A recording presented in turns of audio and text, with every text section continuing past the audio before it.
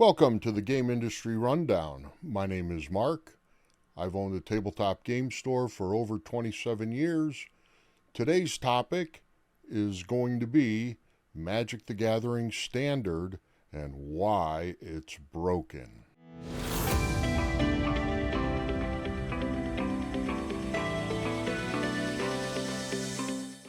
Welcome to this episode of the Game Industry Rundown. Today, we're going to talk about why Magic standard format is in the garbage can. Some things that happen in the game industry. There are various industry Facebook groups where retailers and sometimes publishers gather and exchange information. There's no nefarious insider stuff going on in those kind of groups. They're not really ever giving us secrets that aren't public information. It's just kind of a place to group up and ask questions without having to ask the questions out in a public forum where everybody can see it. In those groups, there's events that happen. A publisher makes a big announcement, and retailers will refer to it as a Chicken Little moment where everybody thinks the sky is falling. And a lot of times when we say, oh, that's just Chicken Little, that's kind of a shorthand phrase for something a publisher announced. Maybe it kind of rubs retailers the wrong way. A lot of times the rub, though, is only in theory. A publisher will do something, make an announcement, and retailers will say, oh, that does it for me. I can't deal with that. It's bad. They're screwing us, whatever. And the reality is, a week later, nobody cares. It didn't make a difference. Changes change. We're all just trying to be in business to make a buck and feed our families. Sometimes you have to make changes that are unpopular with your customer base. Stores do that with our customers. Distributors do that to us. Publishers do that to distributors. It's all kind of a big game of round robin, and we're all just trying to survive. The case of Standard, though, Standard Magic the Gathering, I think that this might be a case of where the sky actually did fall. There were several like Aaron Forsyth put out a tweet last fall, maybe back in November, asking, what happened to Standard? Why don't people play? And there's some big discussion about it, and a lot of people kind of guessed what was going on, and there were a lot of factors that contributed to it. Of course, COVID is probably the largest one of those factors, but we'll come back to that. So I have a page of notes here, and I apologize if I look down at it from time to time, but in no particular order, because I didn't really know how to present the argument here. So we'll just say that these are in no particular order of importance or even the chronological time. But there were several things that have happened over the years, even prior to COVID, that I felt each time they happened, it was kind of that Chicken Little moment where, oh man, this could be the one where this is the final straw. An analogy for this whole situation would be, a Jenga tower, where each one of these things that we're going to talk about was somebody knocking a brick out of the Jenga tower. Of course, COVID was like the cat jumping on the table and just knocking over the tower. But certainly all these other little bricks that have been knocked out prior to that is probably an indication of why Standard didn't make a comeback after COVID was, I won't say over, because it still exists, but we're getting back to pretty much what the new normal will be. The first thing that I think was the first brick knocked out of the Jenga tower was when Wizards of the Coast eliminated the old school style PTQs. For those who aren't aware, prior to the, well, I guess it's 2 generations removed at this point, there used to be this thing called the Pro Tour. They happened 3 to 5 times a year. Big cash tournaments put on by Wizards of the Coast themselves. It was like the ultimate goal for every tournament Magic player was to make it to the Pro Tour. If you didn't have enough pro points or enough success in previous Pro Tours, the only way to get in was to win a Pro Tour qualifier. They used to divvy these out by state. Most states only got 2 qualifiers for a season, so I'm in Indiana. That usually meant there would be 1 in Indianapolis and then 1 in either Fort Wayne or South Bend, where we are, but only 2 events for the season in the entire state. These events were typically run at convention centers or hotel ballrooms. You would expect anywhere from 150 to maybe 400 players, and one winner got a blue ticket to the Pro Tour. That was the path to get there. Wizards of the Coast then decided to eliminate these Pro Tour qualifier events in favor of the local store PTQ events. This created an additional tier to qualify. The new path to qualify is you win a local store event, which gave you an invite to a regional qualifier. So you then go to the regional qualifier, and then based on attendance, there were some number of Pro Tour slots that would be awarded at the regional event. Seems like a good idea on the surface. Stores loved it. When they first started doing this, it was great. Every store got to run a PTQ, basically. It involved the local stores.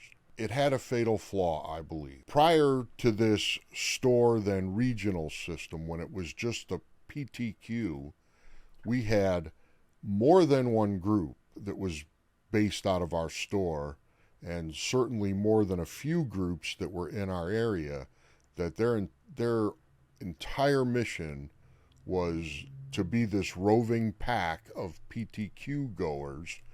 We call them grinders. These guys would spend all week in the store practicing, working out decks, playing against each other, working towards the goal of traveling to a Pro Tour. Pro Tour qualifiers would typically have a big main event. They'd have some vendors. Then there would be side events also. There would be things to do throughout the day that if you didn't win or didn't do well in the main event, you had other things you could do. It wasn't a total loss. This newer system of store then regional, if you win the store level event, you'd have to go to the regional like by yourself. There wasn't really a bunch of other stuff going on that your friends would want to go to a regional event with you if they didn't qualify themselves. So I just believe that this new system, while good for the local store, because now they get to run the first tier of the qualification process, the ultimate result was it disincentivized people to want to chase the Pro Tour. So I think that was the first mistake that started Standard's downfall. Next one, Wizards of the Coast. They got rid of the premier level TOs that were scattered throughout the country. These are the guys that used to run Grand Prix. Grand Prix tournaments were like the highest level pro event that anybody could just walk up to, sign up and play. The prize pool, I think, was maybe 25 grand, or maybe it was 40 grand, something like that. You could win a top prize of, I think, $3,500 maybe at a Grand Prix. These were big events. Whenever there was a Grand Prix anywhere within 8 to 12 hours drive of our location, players were focused on that.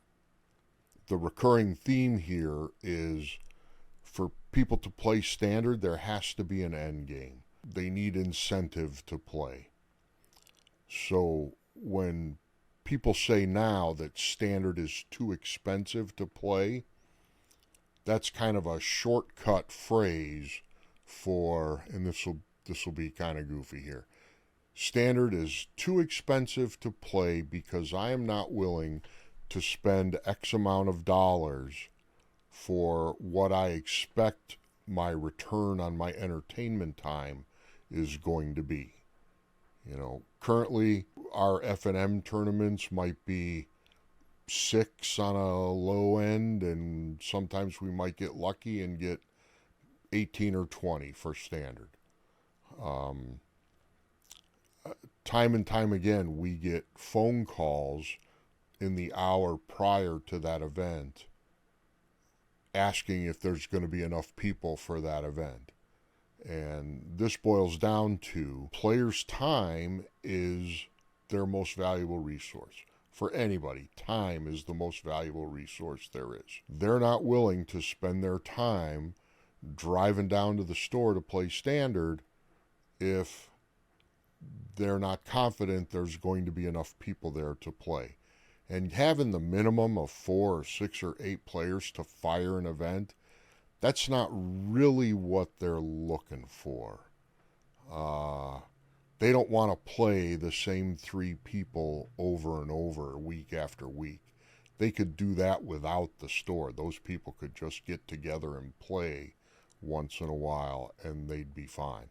Players need the confidence that if they spend their money to build these decks, that there's something in return for that down the road. And it has to be, you know, something that's satisfying for them.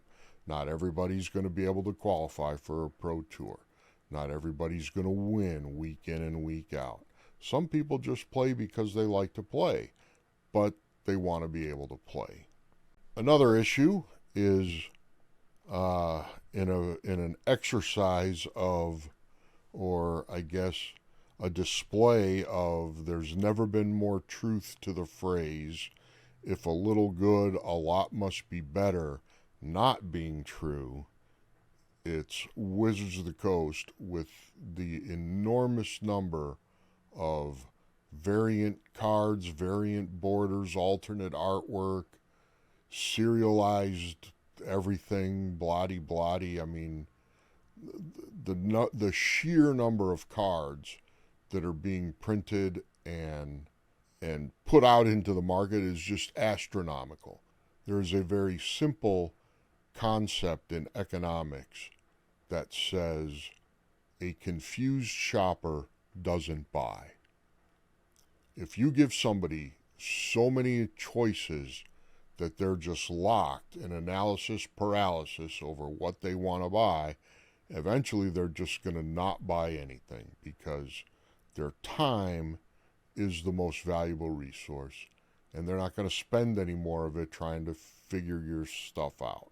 Serialized cards, I think those would be a good idea if they were truly rare. I mean, if you want to take a complete standard set, pick 2 of the planeswalkers that are in the standard set and do serialized cards for 2 cards out of a set, that's something special. That's something that people would chase. That's, you know, that's incentive to buy and chase packs. When there are hundreds of cards that each have a serialized version, it becomes, you know, a pot of serialized cards. Nobody cares about that. There's just too many. It just makes people throw up their hands and say, I can't do this. They're going to go to the movies instead. Way back in the day, well, I don't know if it was way back in the day, But years ago, I want to say it was somewhere around the Khans of Tarkir block. I probably should have looked this up before I started recording this. Wizards of the Coast decided that Standard was actually going to rotate every 6 months. They were going to drop off a couple of sets every 6 months to actually tighten up the number of sets that were in Standard. I thought that was a great idea. They had some funky schedule as to when the new rotations would happen, and it took a little bit of time to get to a point where they could start doing the rotation as they had planned to do it. And if my memory serves, right in the springtime when the very first new rotation was supposed to happen, they said, yeah, we changed our mind. We're not doing that. It's going to be good until fall. We're sticking with the every year plan. So there was a time where at least somebody on the inside thought that if Standard rotated more frequently, it would be a better format. And let's face it, Standard is the format that people who buy new cards should be playing. Why are we making new sets if we're not going to push Standard? I think the key to fixing Standard is Wizards of the Coast needs to make it matter.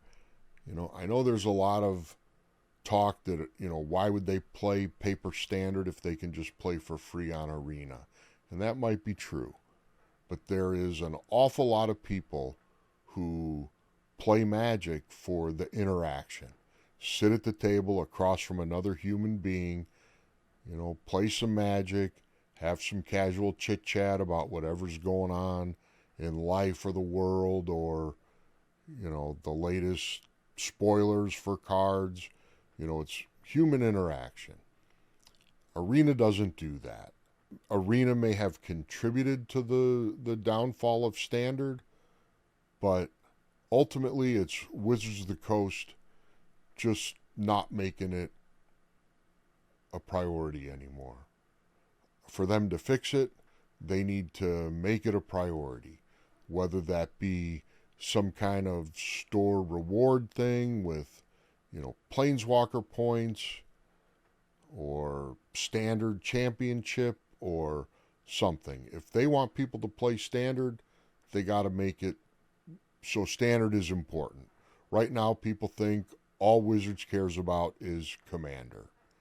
And that may very well be true. Commander is by far the most popular format right now, I think. It certainly is our most popularly attended events, our Commander nights. Can't deny that. We do have some players in the store who, are interested in playing Standard, and I've talked with some of them about some of these thoughts, and they all seem to think that we're on the right track here. For us, we just try to make sure that we have some seed people that are going to come every week, and we try to, just make sure that nobody wastes the trip to come down. Wizards' plan to fix Standard is to extend it to 3 years. When COVID came along and organized play got shut down for, at least 4 months across the country, more like 6 or 8 months for most of us, and even a year for some, that certainly was a bludgeoning hammer to the forehead of Standard. A lot of people who were playing Standard stopped buying the sets because stores were closed, there's no tournaments, and we're at the point now where for most people to start playing Standard again, they got to start all over. It's not like a normal cycle where you have cards and some of those cards rotate out in the fall right as you get new cards, but you still have the previous year's release. You still have all those cards. It's not a total a total gut and rebuild. It was just kind of some go in, some go out. That was the cycle of life, and we all got used to that. COVID kind of punched that in the face, for, I guess, lack of a better word. So now to come back and play standard, they got to either buy a whole deck or start over, and it's just too much. And keep in mind, when players say that costs too much, it's not because they don't have the money. It's usually because what they mean is, I could spend the money on this if I want to, but I don't want to because I don't believe in the returns for my investment. You know, if I've talked to local players who have said, you know, if you had 30 people coming for F&M every week, I would totally buy a couple of decks and I would come every week. But because there's only 6 people sometimes, you know, I'm just going to do something else. And it's that mentality that we have to break through. And the only way to do that is to make it a priority and stop being wishy-washy about everything. I mean, Wizards of the Coast should know that standard is the format that sells cards. Modern players, they've built their deck. They don't need to buy any other cards. And that's not really their fault. I mean, they've paid their money. They got their cards. I get that. You know, you can't expect them to keep buying a bunch of cards that they're not going to use in their deck. But what we can expect is for Wizards of the Coast to put their focus on the format that encourages people to continually buy cards. And the only way to do that is to put some emphasis on higher level play, you know, make it worth it for players to want to play standard. 3 years doesn't accomplish any of these goals. 3 years, changing standard to 3 years is like a Band-Aid on a gaping chest wound. It's like, see, we're doing something, we're doing this, but it isn't really doing anything. It's making it worse because players don't have any confidence that come this fall, when new sets come out and typically we would have a rotation, we're not going to have a rotation.